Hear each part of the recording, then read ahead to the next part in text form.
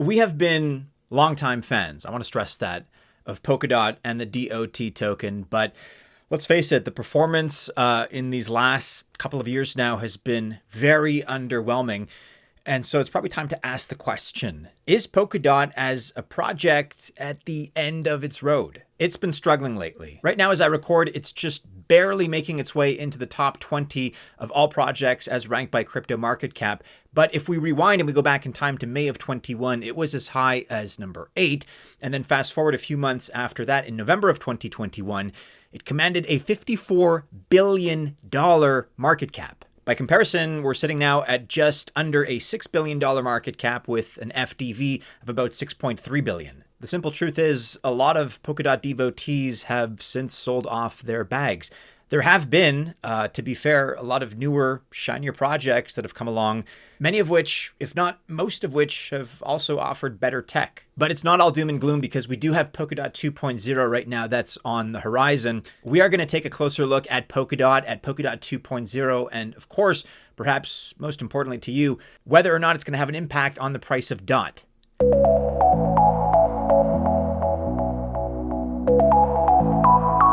Welcome to the channel. My name is Maddie and this is Altcoin Buzz. Once again, I wish you the best of luck if you choose to invest genuinely. But I'll be the first to caution you that you ought to take that with a grain of salt because yes, I do wish you well, but I'm not a financial or investment advisor. And by extension, just remember that this video is not official financial or investment advice.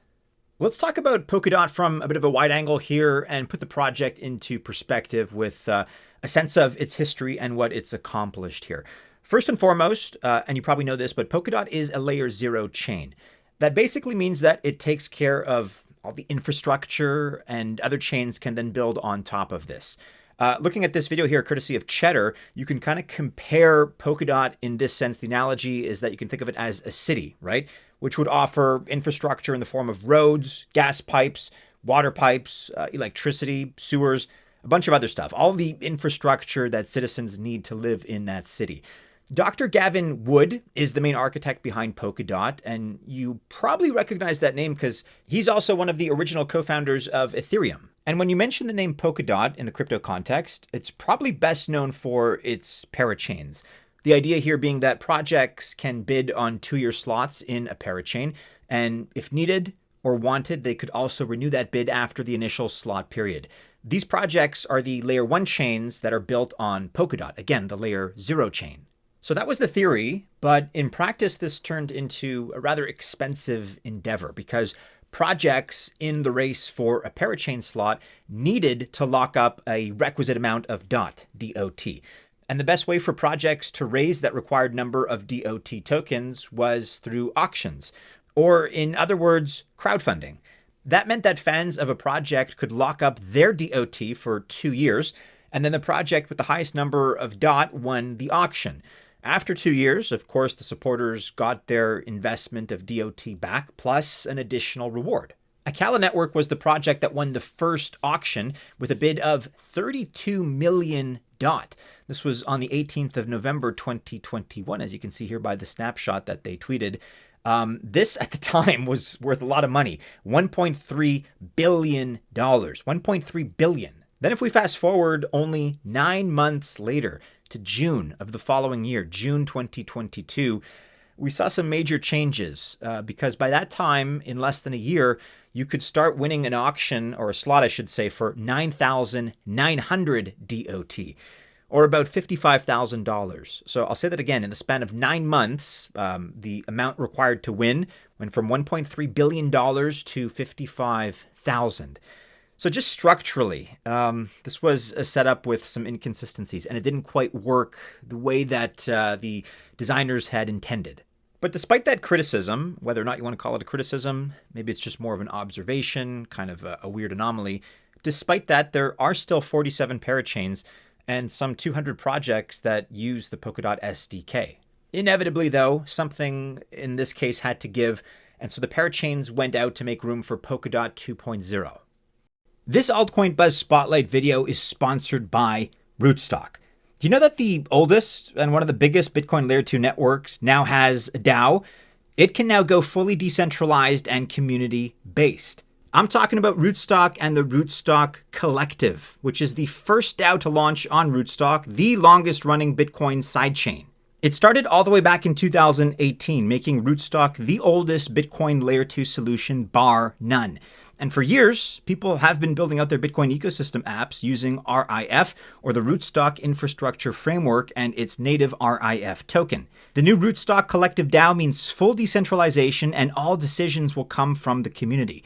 It is a huge advance in Bitcoin L2 decentralization. And to celebrate, there are 3 new quests going on right now on Galaxy.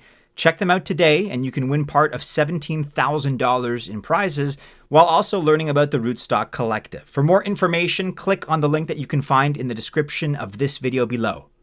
So, Polkadot 2.0 actually steps away entirely from parachains. There's a more technical side to it, and a side that we can discuss in the context of the user experience, which is made much friendlier. But let's begin with that discussion of the technical components. On the technical side, Polkadot 2.0 actually offers 3 main features. To begin with, at number 1, they offer asynchronous backing, which introduces pipelining. This, at least in theory, should improve the throughput time of the entire network, meaning that it's going to make the chain faster. And it's a feature that is already in place. It reduces block time from 12 seconds to 6 seconds. So a nice 50% reduction in block time. And there's also parallel transaction validation, which offers up to 4 times more data storage per block. The second of the 3 very important new technical features is agile core time, which should make the network more agile, as per the name, right? According to Wood, parachains with their slot auctions are just not agile. And so instead, there are now so-called core times, and you can find such a core time on specific marketplaces, for example, on Elastic or CoreHub. It's currently active on Kusama, which is Polkadot's canary chain, or you can think of it as a test net. And this is a much more flexible approach to network computing resources. The core times are NFTs, and that means that you can fractionalize them. So in a way, arguably, it's kind of a new setup for crowdfunding. Core times are available both on demand or instantaneous, and long-term or bulk. So for example, monthly if you want. And finally, the third of those 3 very important new technical features is represented by elastic scaling, which is really the final stage of the Polkadot 2.0 launch. We're told that it could find its way onto Polkadot as early as January or possibly February of next year, 2025. You know, when I say next year, 2025, it sounds like a long way off, but if you think about it, that's only a handful of months away, 3-4 months. Elastic scaling will allow projects to lease extra cores as needed. In other words, it's going to offer dynamic scalability. And once projects grow, they can upgrade their core time. This way, they meet their computational needs. So those 3 are the most important technical features and upgrades associated with Polkadot 2.0. But as I mentioned, there are also important changes being made to the user experience side. 3 new updates as well, actually. Beginning with a brand new website, as shown here on screen, which is going to make interacting a lot easier. An updated messaging framework, enabling much simpler communication. And an enhanced new visual identity, a totally new visual design entirely. On top of that, Polkadot works very hard on its decentralization.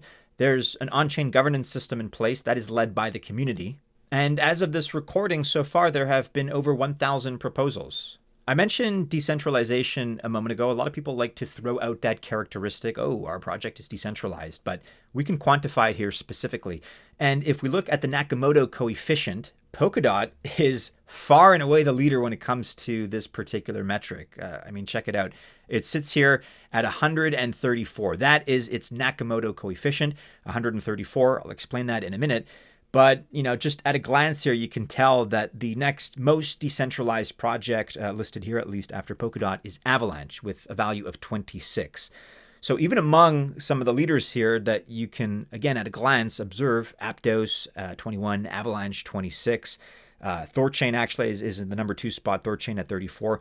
Those are good numbers, but even among the leaders in this characteristic of decentralization, Polkadot is just in a league of its own, 134. If you're hearing about the Nakamoto coefficient for the first time, it's not all that complicated. The metric just represents the number of node operators that, when combined, could take control of a third of the network's stake. So It's just easier, let's say for Ethereum with a Nakamoto coefficient of 2, it's easier for 2 validators to combine forces than in the case of Polkadot, 134. I also want to mention beyond Polkadot 2.0, the fact that there's also JAM, J-A-M. This is going to keep the finger on the project's pulse in a sense. Continued improvement is on its list here, and also further decentralization. JAM is going to replace the current relay chain as layer 0 chain. That's Polkadot's current center point. And so if this market pulls back hard under this level and then consolidates and comes back, we're likely to sell and stall.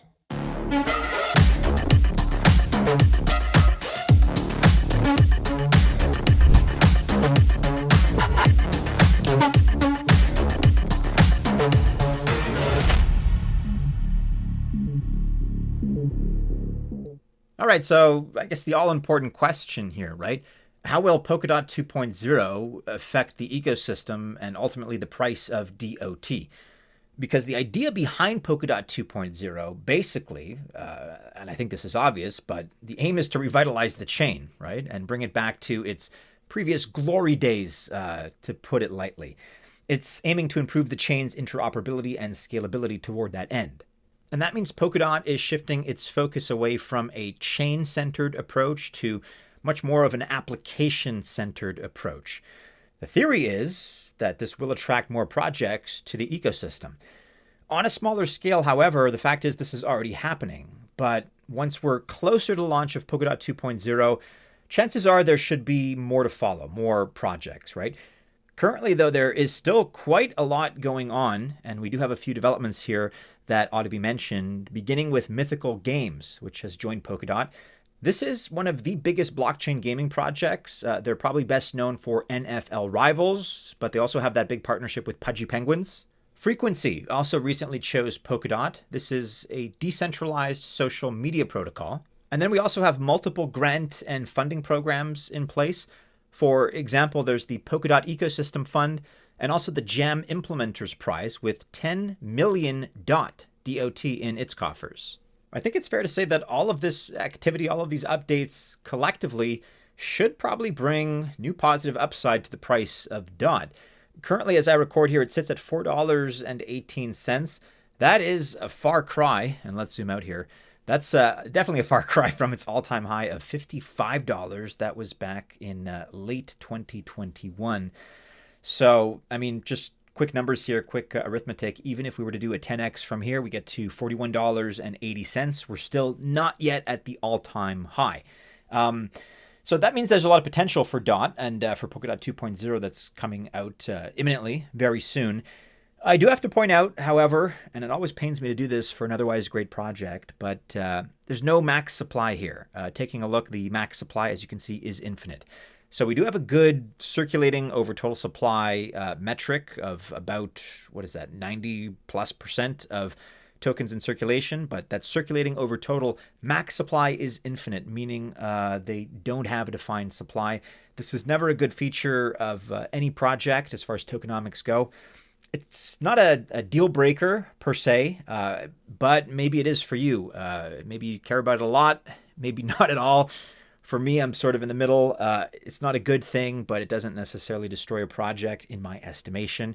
Wherever you may land as far as your opinion, I just want to point that out in case it is a big deal for you. The fact is, right now, and I'm sure you realize this already, but the crypto landscape is super dynamic.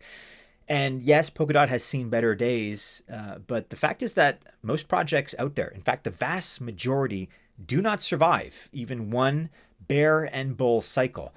And so in fairness, Polkadot does have a good track record. It's seen better days, of course, but it's been around. It's a survivor. On the other hand, there are plenty of new chains, better chains, arguably, that challenge its position, better technology, a lot of chains that we're big fans of. So Sui, Aptos, SEI, just to list 3 quick examples. And that is a challenge for Polkadot in many ways. But you know what? Competition is one of the best things about this space, because when you do have an older, more, I guess, historically dominant project that has to kind of keep up with the new kids on the block that are showing off and getting all the attention. The fact is that those older, historically dominant chains tend to step up and tend to improve themselves as a result of that competition. That's true in every marketplace, but it's especially the case in crypto, I would argue, just because we're, again, so dynamic, we're evolving so quickly. Things just happen here at an accelerated rate. So look, I'm actually moderately optimistic for Polkadot 2.0. I think we're probably going to see sort of the attainment of previous all-time highs, $55 or so. I think that's possible, especially in the context of a bull run, which we're now coming up to the next phase of it, at least in Q4 here and hopefully beyond. Do I think Polkadot's going to be a top 10 again, sort of a leader in the crypto space? Probably not. That's where I have a little bit of skepticism. I think maybe its best days as far as, the top ranking, those are probably over, I would say. So like I said, I'm moderately optimistic, but I think it can achieve that previous all-time high and do some good things with this new structure in Polkadot 2.0. A bit of a mixture there of optimism and pessimism. Let me know if you agree. Let me know if you think Polkadot 2.0 is going to do anything of value. I don't know. Maybe you feel it's all futile. If that's the case, whatever your thoughts may be, let me know what they are in the comments below.